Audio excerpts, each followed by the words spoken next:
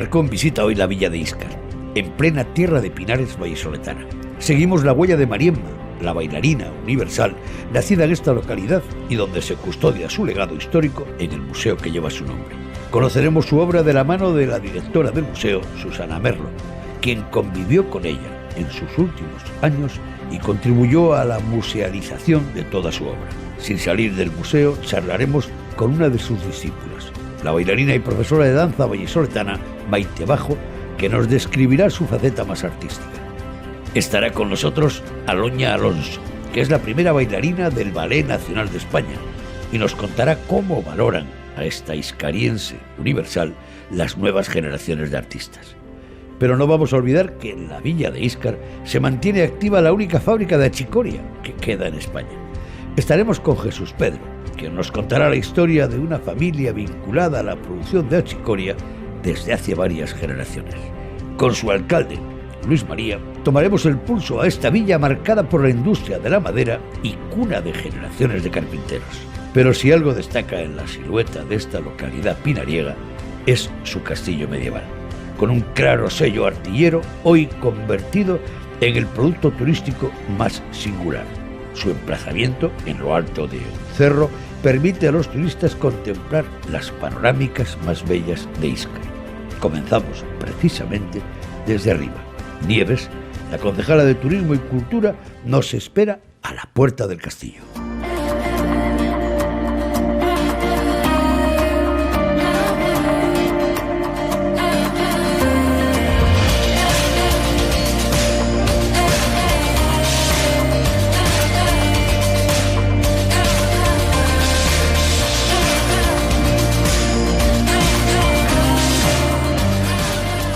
Nieves, desde luego acertaban con este tipo de construcciones en lugares como este. Vaya panorámica. Efectivamente. Yo creo que tenían claro pues este tipo de construcciones, que siempre elegían lugares defensivos de altura. Nada más que eches un vistazo alrededor, que tenemos una visión total de 360 grados. Pero cuando decidiste estudiar Historia del Arte, tú ya llevabas los bocetos a clase del castillo de tu pueblo, ¿o no? No, hombre, el arte es mucho más. Lo que pasa que es verdad que con el tiempo todavía le he cogido más gusto. Que parece que al ser del mismo pueblo, el castillo parece que se puede dejar un poco de lado.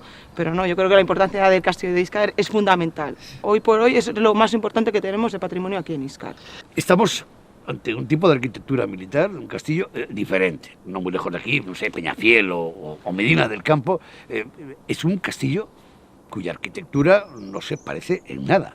Bueno, el castillo de Íscar, bueno, has nombrado Peñafiel, Medina del Campo, pero tenemos otros más próximos, que es Coca, Portillo y Cuéllar. Si le hacemos una comparativa con esos castillos, eran señoriales, mientras que este era un castillo defensivo, un hito por el cual cada personaje bueno, persona que quisiera asediar esta zona sabía que pertenecía a unos condes. Era como una señal, como un símbolo de a quién pertenecía estas tierras. ¿Ese carácter defensivo, de alguna manera, marca un tipo de arquitectura diferente? Totalmente. O sea, cada elemento que se construye en este castillo está pensado para el no asedio del castillo. Todo es defensivo, absolutamente cada detalle constructivo. Parte de esos elementos defensivos que dan la característica a este castillo es sobre todo en la zona oeste. Porque es verdad, la situación donde está el castillo, la localización es muy privilegiada. Está en el extremo de un espigón y 3 de los flancos de ese castillo están protegidos por la pendiente. Entonces, precisamente, los propietarios más importantes de este castillo, los condes de Miranda del Castañar, protegieron esa zona este con un puente levadizo, un pequeño foso, que era un foso que yo también le comparo con otros castillos, con el de Coca. Era muy poco profundo porque simplemente era para evitar que el posible asediante accediera a esos cubos mediante escalas. Y luego una barrera artillera de 3 cubos semicirculares, muy típicos de esa época en la cual se da el desarrollo de la artillería y tienen que cambiar las estructuras de los castillos. Sin duda, en su origen se obtuvo una rentabilidad para que el señor estuviese bien defendido y sus dominios. Pero ¿cuándo obtiene esa misma rentabilidad el iscariense, la población de Íscar con el turismo? El castillo estuvo en manos de un propietario aquí de Íscar y es verdad que estuvo en total abandono hasta que lo compra el ayuntamiento y es cuando se empezó a revalorizar. Necesitaba, precisamente por ese abandono, una rehabilitación importante. y es lo que se hizo, afianzar las estructuras, que además aquí hay un trabajo muy importante. El espacio donde nos encontramos es un terreno calcáreo. Por lo tanto hay grutas y cuevas naturales, es un espacio que se contrae y se dilata constantemente. Entonces lo que estaba sucediendo con este castillo es que se estaba hundiendo la torre y la muralla estaba cediendo. Entonces lo que se hizo es micropilotar con estructuras de 18 metros de profundidad de hormigón toda la muralla, y bajo la torre inyectaron hormigón creando una plataforma para que no siguiera cediendo. Lo que está claro es que se puede contra todo menos contra la naturaleza, claro. Y esos efectos siguen funcionando. Los exteriores del castillo los podemos ver desde cualquier panorámica, pero en el interior, cuando entra el turista, ¿qué les contáis? ¿Qué tiene el interior del castillo de Íscar? A mí siempre me gusta recalcar que es modesto, pero lo modesto no quiere decir que sea negativo. Es un castillo que no era habitable. Lo más probable es que hubiera aquí una guarnición de 100 soldados y un alcaide que les dirigía, porque los condes es verdad que venían puntualmente porque no era habitable. Entonces el castillo está dividido en diferentes niveles donde estarían repartidos los soldados, y hay una sala muy interesante que está en el tercer nivel, donde hay una bóveda gótica que es muy probable que la función de esa sala en concreto fuera función religiosa. Ya sabemos que además la religión en esa época era fundamental, todo lo bueno y lo malo venía dado por la divinidad. Pero la mayor sorpresa que se llevan los visitantes que suben al castillo es encontrarse una pequeña cervecera artesanal dentro de los muros de la fortaleza medieval. La cerveza comparte el contenido de las visitas guiadas. Recordamos al maestro cervecero Jesús Herrero explicando el origen y las características de esta cerveza, por cierto, la única elaborada dentro de un envase de piedra medieval.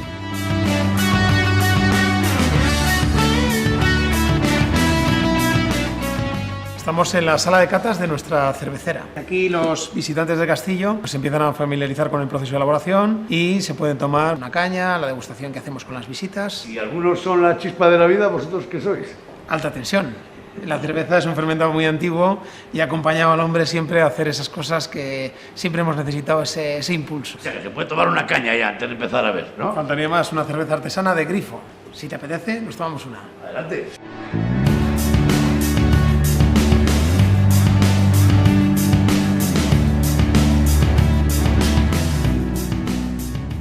Está claro que estamos en la real nave de fermentación de cerveza, ¿no? Está claro. Aquí todos los fermentadores tienen el nombre de un personaje histórico. Les hemos puesto a todos corona y el nombre. Aquí hacemos la cerveza, la loca Juana, nuestra hermosa pelirroja y nuestra loca rubia en fermentadores reales. Juana I de Castilla es un personaje muy desconocido para lo importante que fue. Fue la primera reina de los territorios unificados de sus padres, y su familia, su descendencia, todos sus hijos fueron reyes. Lo que queríamos es que realmente la gente entendiera la cerveza artesana viendo cómo se hace la cerveza artesana. Esto es una fábrica muy pequeña y prácticamente en 4 pasos ves la elaboración, la fermentación, la segunda fermentación en botella y el cuidado del proceso. Nuestra cerveza tiene agua de Segovia, cebada y lúpulo.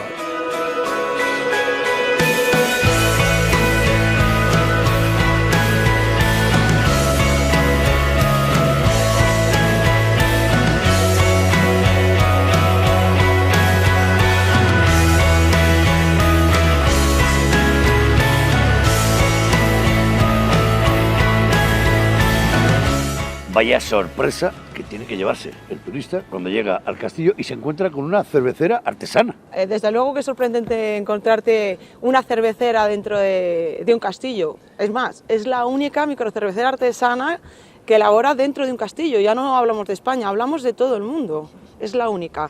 La verdad es que es increíble el ver las caras de los visitantes cuando vienen a ver solo el castillo y se encuentran la cervecera dentro.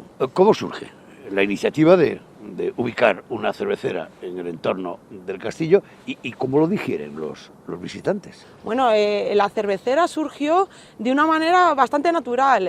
Donde se encuentra ahora ubicada la cervecera están los cimientos de un pabellón de caza que se construye en el siglo XVI, y el ayuntamiento lo que hizo es construir este pabellón de madera para preservar los restos y como pabellón de recepción de visitantes. Sacó a concurso el edificio para que alguien se presentara para hostelería, para restaurante, un bar, y los únicos que se presentaron son los 4 socios que forman Cerveza La Loca Juana. Entonces es un convenio, un contrato al que han llegado de explotación de ese edificio durante 25 años. Yo creo que no puede ser mejor combinación para dinamizar el patrimonio, para que esté vivo y que la gente pueda disfrutar de ello, de la originalidad precisamente que tenemos aquí. Sin duda una panorámica privilegiada de Íscar, pero destacan unas tonalidades verdes impresionantes. Bueno, no hay más que mirar, es espectacular la visión que tenemos, la masa de pinares, este mar de pinares tan conocido, estamos en tierra de pinares. Son pinos que tampoco llevan tanto tiempo con nosotros, en realidad son pinos de repoblación que llevan 180 años, ya sabes cómo era además la vegetación que había en España, roble y encina, pero todo se perdió por las rotulaciones, por las desamortizaciones y ahora nos encontramos esta maravilla de paisaje que pues ya sabemos que es muy diferente y muy variopinta a lo largo de toda la geografía española. Y esto es una de las maravillas que tenemos nosotros y que podemos disfrutar cada día de ellas con cielos diferentes, como puedes ver en cada instante. No sé si por tamaño, pero desde luego si el castillo destaca en volumen, la plaza de toros de Íscar también llama la atención, ¿eh? Bueno, pues esta es otra de las cosas diferentes que tenemos aquí en Íscar. Tenemos una plaza de toros diferente, no la hay tampoco en todo el mundo. Es una plaza que está cubierta y su modo de cierre también es diferente. Son 3 gajos que se montan y se quedan en una. Ahora lo que hacemos ya no es solo festejos taurinos, sino que hemos aprovechado con la renovación que se hizo de la Plaza de Toros a tener diferentes locales para hacer actividades culturales, el centro joven, también alquileres de esos propios locales.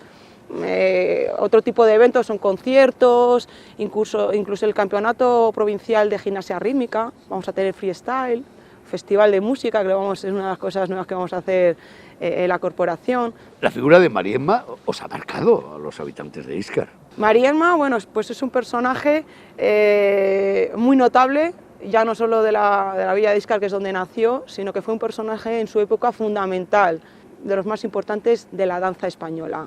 Primera cátedra de danza en toda España.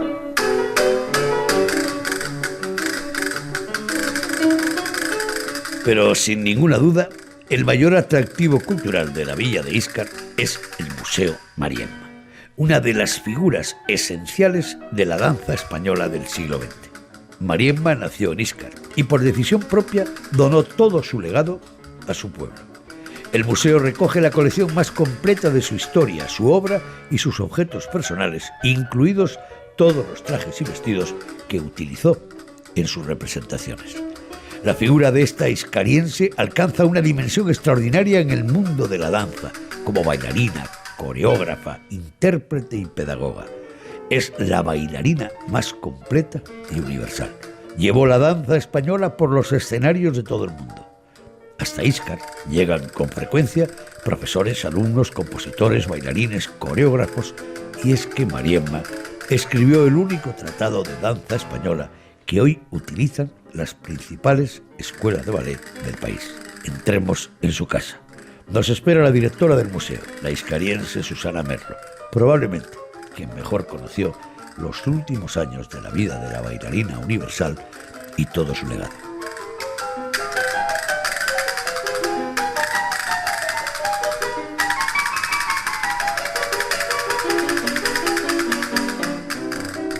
Susana, ¿quién fue Mariemma?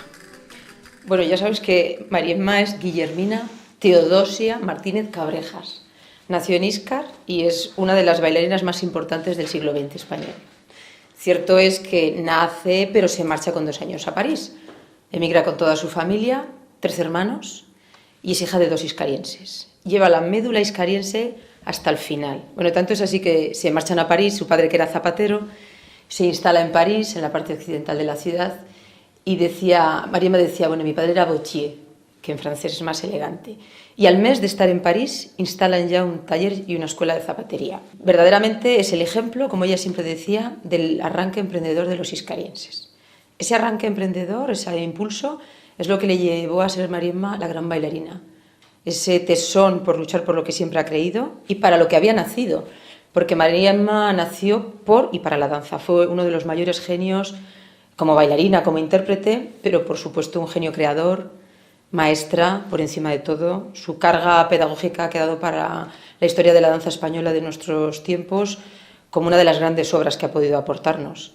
¿Cuándo vuelve aquella niña de 2 años que siempre llevó la vena iscariense por el mundo a su tierra. Hay varios momentos, según menciona la familia.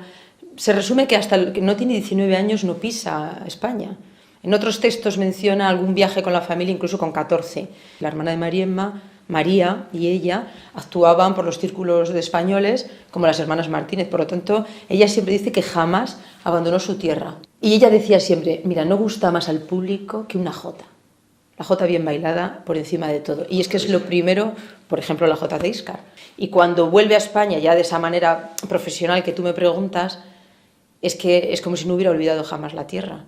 Y es más, cuantos más españoles congregaba su madre, su padre en París, pues más se empapaba de esa esencia.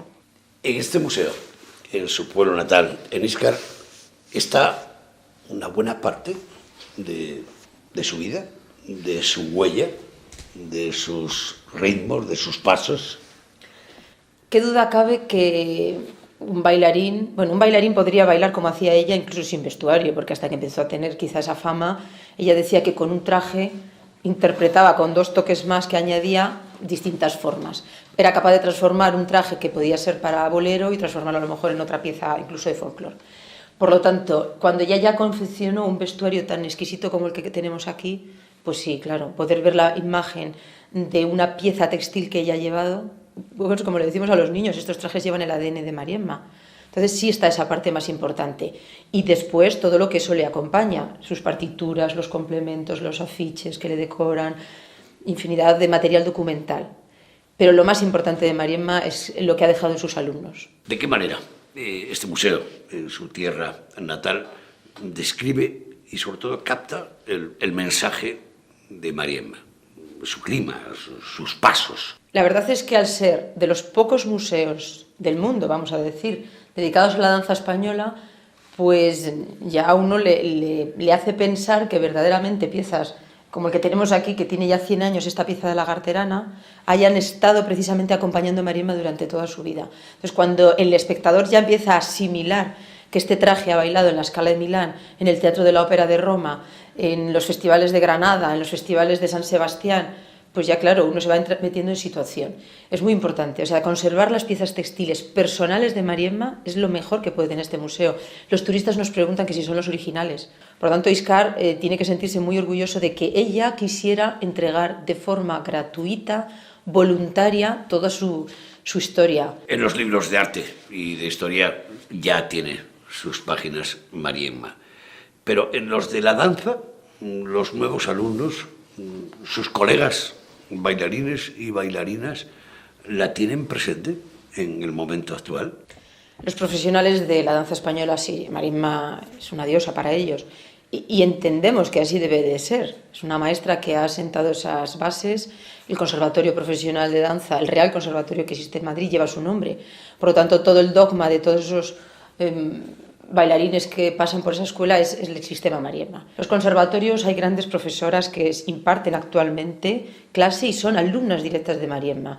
En el Real Conservatorio que te mencionaba tenemos la directora precisamente del Departamento de Español, Marilou Guet, que es alumna directa de Mariemma. Lo único que es verdad que han quedado en la historia bailarinas de distintos momentos de los balletes de Mariemma. Una de las más veteranas, que fue uno del alma del museo que nos ayudó a organizar todo este gran legado, fue Mari Carmen Luzuriaga, la sobrina de su pianista, Enrique Luzuriaga. Y luego vienen otros muchos bailarines que ahora no están activos incluso, pero que se llevan una sorpresa al reencontrarse con la maestra. Y bailarinas sí que están activas, más jóvenes, impartiendo clases. Maite Bajo, que es profesora de la Escuela Profesional de Danza de Castilla y León, Aloña Alonso, que ha pasado por el Conservatorio precisamente de Madrid, que es primera bailarina del Ballet Nacional, que además es una de las bailarinas invitadas en los recitales de danza que vamos a organizar. ¿No sería difícil encontrarlas en el museo? Pues tiene una vida muy complicada porque están muy activas, pero en este museo todo se puede lograr. La magia de Mariemma está siempre presente. Llegó la hora de escuchar otras voces. Esperamos dentro del museo a Maite Bajo.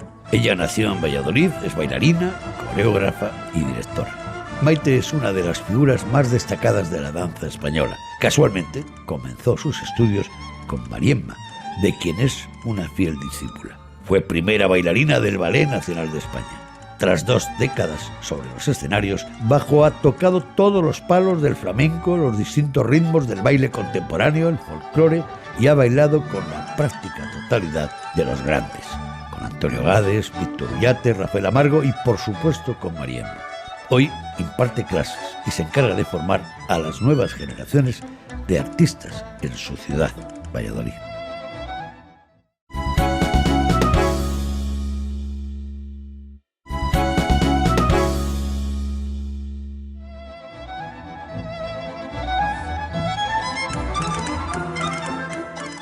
Maite, ¿qué sientes cuando entras en este museo? Bueno, la verdad es que me han hecho sentir como que entro en mi casa, de lo bien que me han tratado desde el principio. Pero tengo que decir que este sitio es el sitio de mi maestra, de la persona que más he admirado en el mundo y la que me hizo seguir esta profesión. Entonces, imagínate, entro en un sitio que me hace soñar y transportarme. Maravilloso. Y además, tú eres la madrina de este museo. Sí, bueno, la verdad es que Susana, que es quien lleva el museo, tuvo desde el primer momento la idea de contar conmigo para los momentos importantes, de volver a recrear un poquito toda la armonía y la esencia de Mariemma, ¿no? Con todo lo que ella nos legó, sus solos con el palillo. Y bueno, y aquí ya hemos hecho un par de pequeñas representaciones, siempre en homenaje a ella y acordándonos de Mariemma. ¿En qué momento, Maite, decides que te vas a dedicar al baile? Bueno, pues un poco intuitivamente de pequeña, porque no sé, yo creo que esto es algo que se tiene o no se tiene, y yo desde pequeña ya nací un poco moviéndome y montando mis numeritos, hasta que Mariemma entró en nuestras vidas. Mi madre se enteró que ella llevaba la dirección de la escuela que tenía en Plaza España, y ahí entré con 9 añitos. Y al final, a vivir de la danza para siempre. Yo al principio no lo tenía muy claro, si quería danza clásica o danza española, y fue la propia Mariemma quien me dijo: Maite, que bailarinas clásicas hay por todo el mundo, y sin embargo de danza española, con lo que tú tienes, vas a ser única, así que...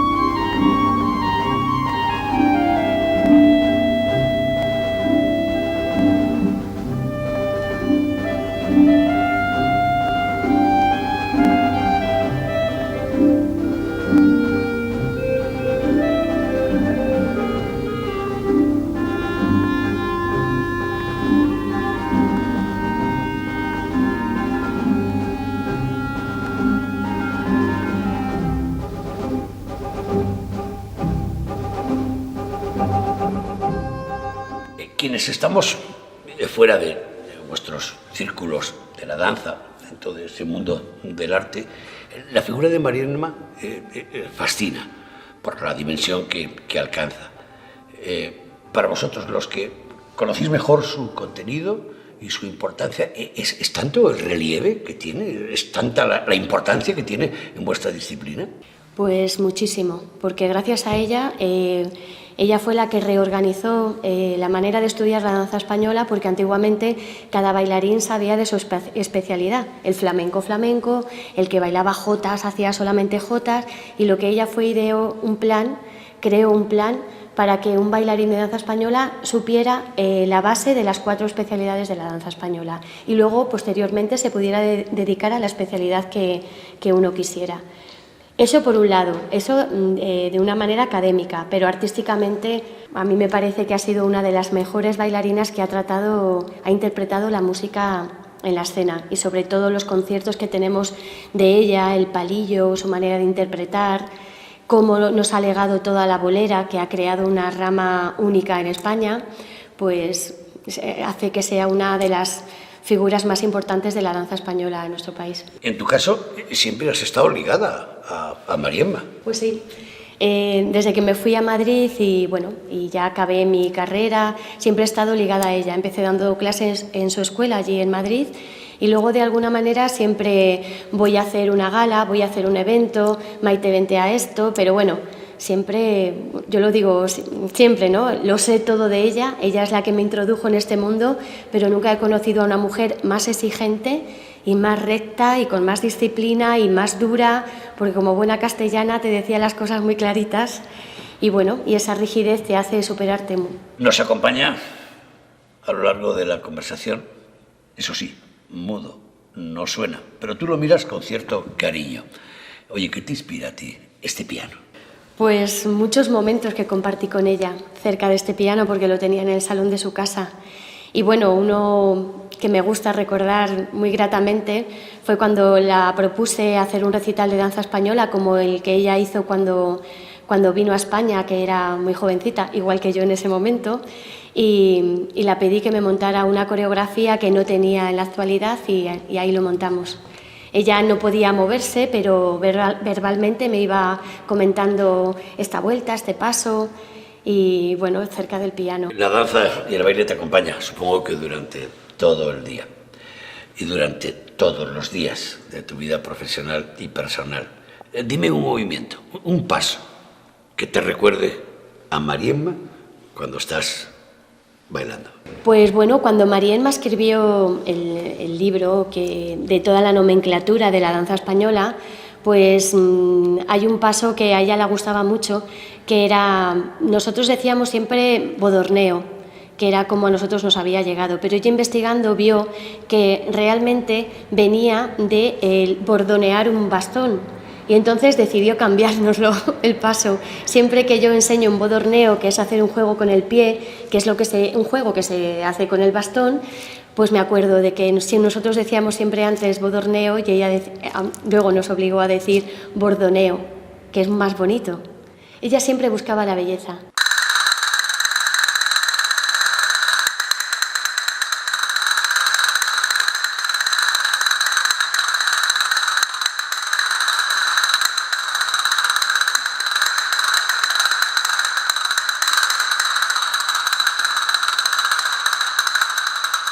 La danza ritual del fuego es una música misteriosa, es para ahuyentar a los espíritus, es de emoción contenida, sobre todo el círculo mágico.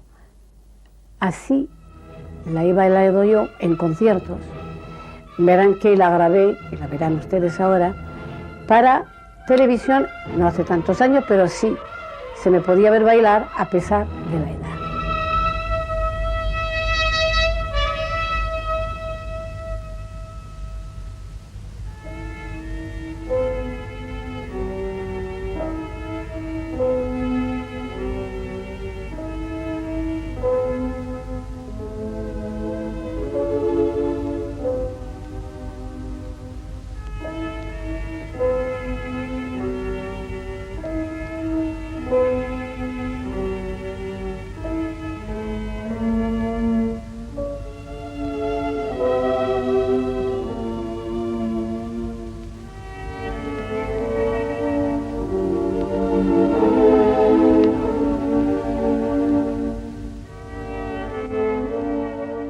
Aloña Alonso visita con mucha frecuencia el Museo de Mariemma en Íscar.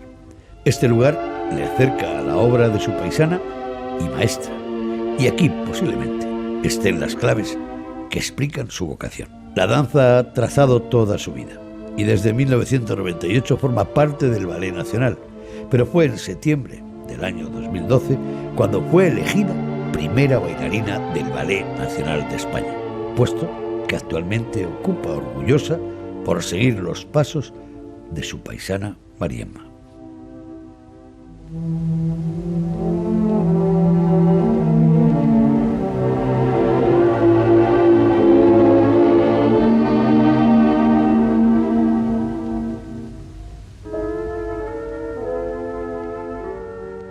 Aloña, te confieso una cosa. Estoy pelín nervioso, porque nunca he entrevistado a la primera bailarina del Ballet Nacional de España. Bueno, una bailarina más que ha llegado a cumplir el sueño que ha tenido desde chiquitita. ¿Es el sueño de todas las bailarinas? Yo creo que sí. Hombre, el sueño es bailar y disfrutar con la danza, subirte al escenario y que la gente disfrute de la danza. Pero llegar a un puesto así, después de tanto sacrificio, porque mi profesión es muy bonita, pero muy sacrificada, ¿eh? Que el bailar es muy bonito, pero hay que estudiar mucho y prepararse mucho. Me he fijado en tu caminar y en tus miradas en el interior del museo. Oye, ¿qué significa para ti la figura de Mariemma? La maestra.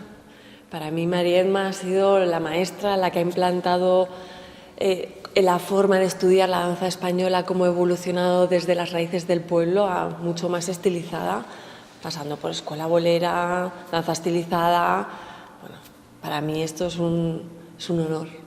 ¿Tus colegas, tus compañeros y compañeras, los bailarines del ballet, conocen a Mariemma? Por supuesto, todo bailarín conoce, ama, respeta y lleva en su preparación, en su danza, mucho de Mariemma. Qué casualidad, vallisoletanas las dos. ¿Tú eres de Valladolid? ¿De la Seca? De la Tierra del Seca. Verdejo. Totalmente, vallisoletana. De allí nací y orgullosa. ¿Llegaste a conocer a Mariemma?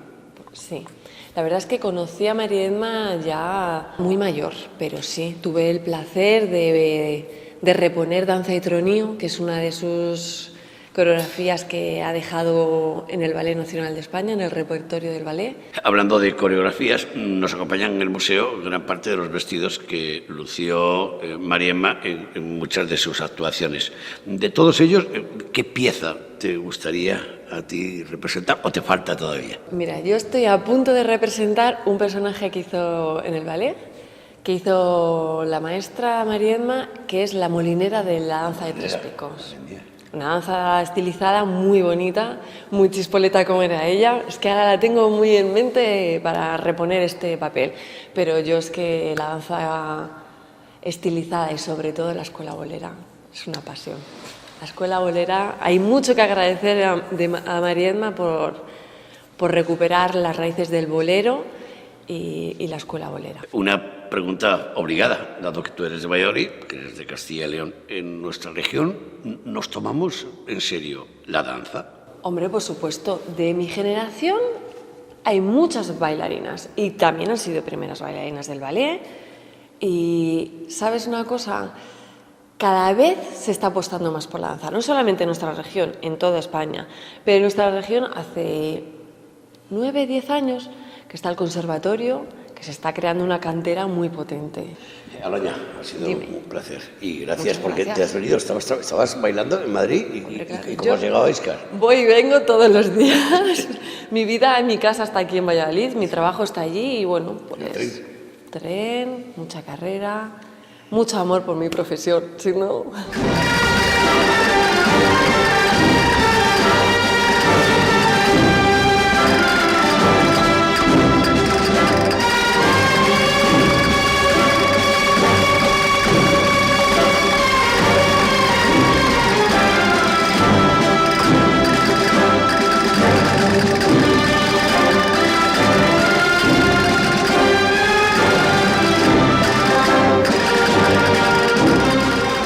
Cambiamos de argumento, impactados todavía por la apuesta de Mariemma, que es casi como encarnar el significado de la danza española.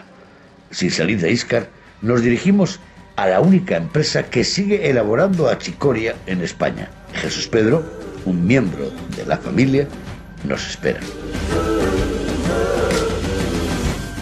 Jesús Pedro, no me digas que todavía, y después de tantas generaciones, os seguís dedicando a la achicoria en Íscar. Pues así es, todavía seguimos. ¿Cuántas generaciones? Pues ya nosotros somos la cuarta generación. Seguimos mis hermanos, Rafa, Javier y yo. Somos los que seguimos con el negocio de la achicoria. ¿Los únicos en España?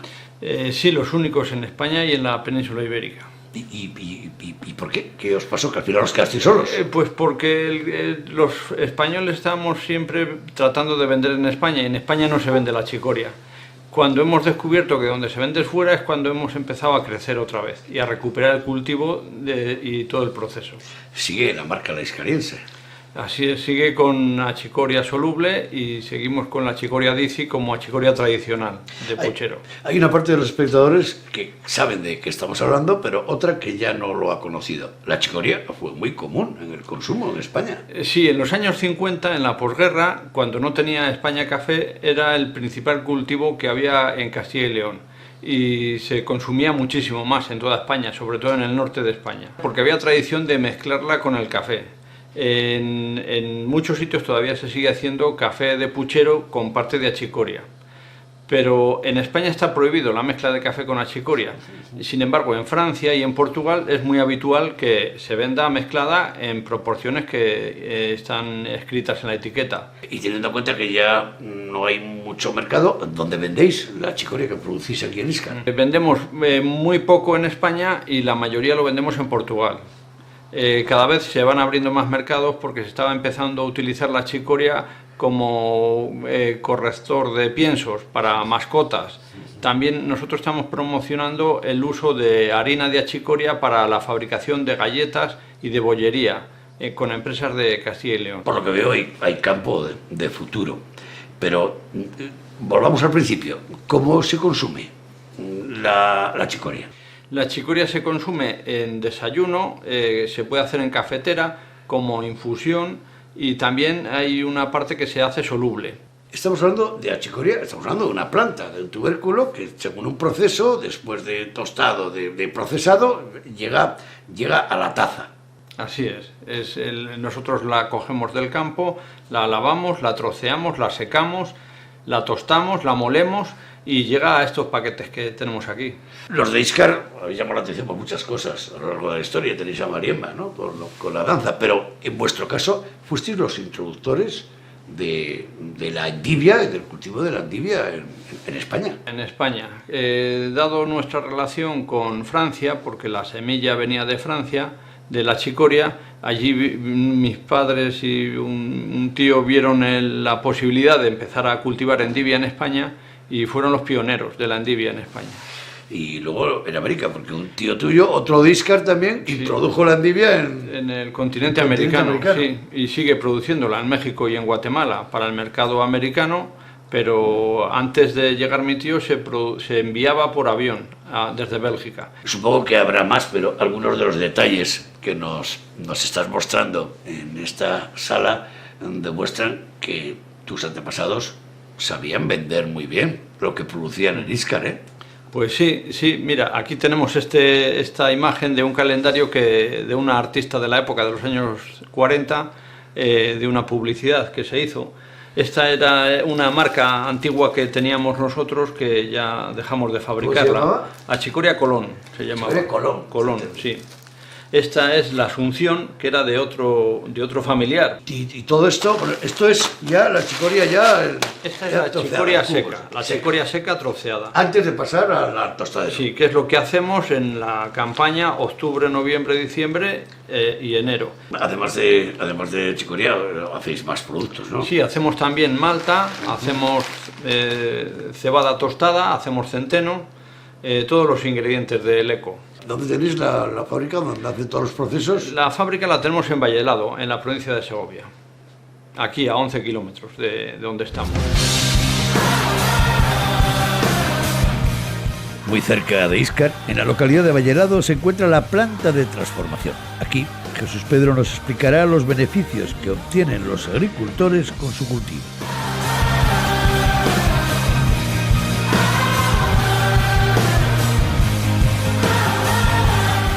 Jesús Pedro, ¿por qué en Vallelado?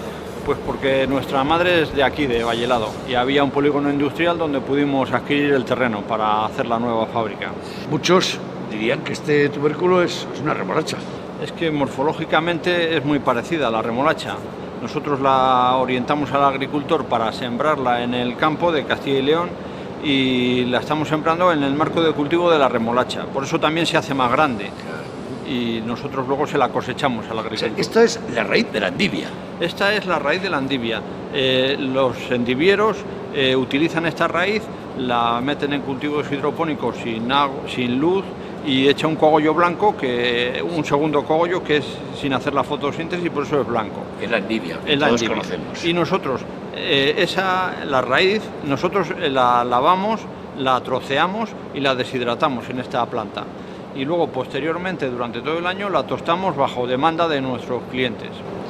Y esto es lo que se ha consumido durante mucho tiempo en España. Efectivamente, en España, la desgracia que hemos tenido en España es que la gente asimila a chicoria como sucedáneo de café, y eso es una infusión que no tiene nada que ver. Tiene un sabor similar, pero de hecho en Europa la chicoria fue antecesora del café. El café vino de América y la chicoria lleva consumiéndose pues 4 o 5 siglos. Por lo tanto, ha merecido la pena obstinaros en mantener el cultivo y la transformación de la chicoria 4 generaciones después. Pues nosotros creemos que sí, que más pronto o más tarde, de hecho este año vamos a multiplicar por 3 la producción, y creemos que no es el techo, que podemos seguir creciendo. Me contabas antes que consumo en Francia o en Portugal, pero que en España había caído.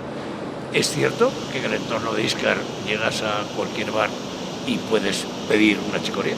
Sí, efectivamente, en Íscar y en la zona de Cuéllar, en cualquier bar se consume chicoria. Podemos tomarla en cualquier sitio y te invito a tomarla si quieres ahora.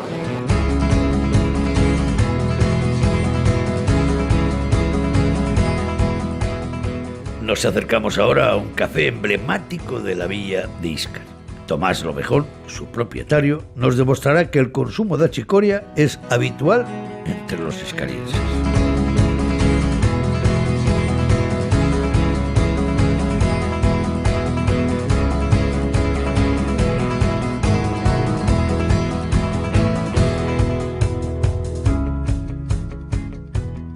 Bueno, pues es cierto, que llegas, pides una chicoria y sí que lo hay. Pues así es, ya ves, yo con agua o con leche es como se suele tomar. Es un aroma muy curioso, ¿eh? Muy rico. Tomás, o sea que es verdad que aquí en Íscar los cafés os piden la chicoria. Lo demandan bastante. Y con agua, con leche. Sobre todo con leche, pero hay gente que lo quiere con agua. ¿Y qué tipo de clientela lo pide? Más bien tirando de mediana edad a mayores. Y siempre que tú recuerdes en la hostelería, la chicoria era un producto más que estaba ahí. Sí, siempre. ¿Y de alguna manera ha desplazado al descafeinado, sobre descafeinado que habitualmente hay en todos los sitios? Aquí en Íscar yo creo que sí. Tomás, desde luego este lugar, aparte de la chicoria que está muy rica, destaca por la decoración. Y por cierto, de toda decoración, la madera, no puedes negar que estás en Íscar, ¿eh? Sí. Esto está dedicado al Teatro Lobejón, que siempre ha estado en la familia, y la madera lo han hecho carpinteros de aquí de Íscar. Los Peribas, que aunque ahora se jubilaron y han cerrado, pero fue cosa de ellos. Buen trabajo, por lo que veo. Sí, muy buen trabajo. Ojalá todos los establecimientos de Íscar tuviesen el sello ese de la madera, que tanto se identifica. Sí. Oye, ¿lo del Teatro Lobejón qué tiene que ver con tu familia? Nada, de siempre. Lo hizo mi abuelo, que en paz descanse, y continuó con mi padre. Y yo también estuve ahí en el teatro, despachando las entradas, dando de acomodador, recogiendo los tickets, poniendo carteles por los pueblos para anunciarlo. ¿Te acuerdas de alguna de las obras de cuando tú eras niño que venían a representarse? Yo de lo que más me acuerdo cuando se hacían las actuaciones del instituto, cuando se hacía Santo Tomás, que estaban todos los institutos, yo estaba en el instituto por aquel entonces, los profesores que también actuaban, había algunos que tocaban. Tú me habías contado que Tomás pertenece a la familia casi de todo lo relacionado con el espectáculo: cine, teatro y discoteca. Sí, y hasta tuvimos la piscina. Y la piscina. O sea, que dedicado al espectáculo toda la vida. Sí, entretener al pueblo y a los pueblos de alrededor. O sea, tú de niño te encargabas de vender las entradas del teatro y del cine también, se supone. Sí. Tendrías amigos así, ¿no? Para acompañarte, que les llevaras. Sí, siempre había. O sea, que tú te has criado en aquellos cines que había en las ciudades y que ya ha ido desapareciendo. Sí. Por cierto, tú serás de los que te emocionas cuando ves las imágenes de Cinema Paradiso. Sí, me recuerda cuando ayudaba a mi padre, que él es el que se encargaba de la cámara, de subir a las películas, las cintas, echarle una mano en eso. Yo eso no llego a utilizarlo. Yo lo demás sí, el acomodador, vender los tickets. Muy bien, bueno, pues una historia guapa. Aquí de alguna manera se respira ese ambiente en el Café Teatro. Antes de marcharnos de Íscar, nos dirigimos al ayuntamiento. Nos espera Luis Mari, su alcalde, junto a una escultura que nos traslada a la importancia económica de la industria de la madera entre los iscarienses.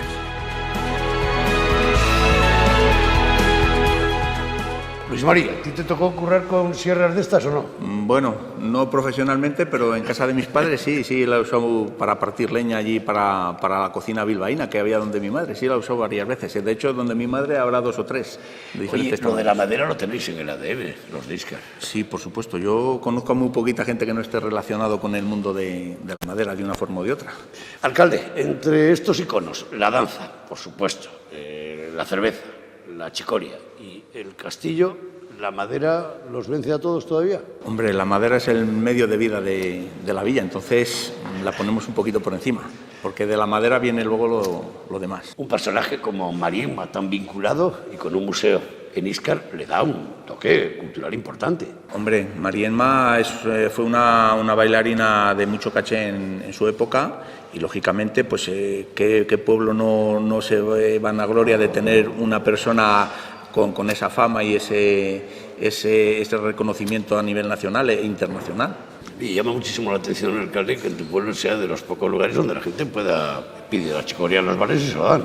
Efectivamente, y no poca gente, mucha gente. Y de hecho hay alguna fábrica que sigue fabricándolo. Entonces es un producto sano que habría que potenciarlo más, pero bueno, ahí estamos. Oye, lo del castillo, en una localidad como Íscar, maderera, con una industria importante, llega el castillo, se pone en valor y empieza el turismo. ¿Qué tal está respondiendo? Bueno, pues gracias a Dios, desde que se han hecho las reformas en el castillo, está subiendo el turismo. La cervecera que hay montada arriba también ayuda, se hacen par de visitas al castillo y luego a la cervecera. Y gracias a la concejala de Cultura, que es licenciada en Turismo y en Historia, pues estamos ganando muchos adeptos al castillo. De hecho, ahora pues es raro el mes que no tenemos 2 o 3 autobuses de visitas. Alcalde, ¿cuántos vivís en Íscar y a qué os dedicáis? Pues en Íscar ahora estamos empadronados 6.800 y alguno, y el 90% del empleo es la madera, la carpintería. Tanto de puertas, mueble auxiliar, y luego el resto pues se divide entre construcción un poco, metálicas y hostelería. Alcalde, ¿cuándo vamos a poder entrar en un museo en Íscar que cuente vuestra vinculación histórica a la madera? Me gustaría porque, como te he dicho, aquí toda mi familia hemos sido carpinteros y yo, de hecho, pues estoy muy interesado y, de hecho, ya tenemos un pequeño proyecto para hacer un museo de la madera y poquito a poco a ver si somos capaces de potenciarle. Material para aportar al museo, todo lo que queramos, porque cada vecino en Íscar, en cualquier casa que vayas, seguro que encuentras un utensilio antiguo e interesante para poder ver en ese museo. Íscar es un destino turístico dentro de la Tierra de Pinares, en la provincia de Valladolid. No tanto como nos gustaría. Monumentos, quitando el castillo y las 2 iglesias, no tenemos mucho. Pero tenemos y queremos potenciar otro tipo de turismo, gastronómico, deportivo. Tenemos muy buenas instalaciones deportivas y eso sí que se está potenciando bastante desde el ayuntamiento. Llegamos al final del programa. Nos vamos de Íscar con la memoria fresca sobre una de sus hijas más universales, Mariemma, la iscariense que revolucionó el mundo de la danza. Ahora os toca a vosotros seguir sus pasos en su propio escenario. Hasta la próxima semana.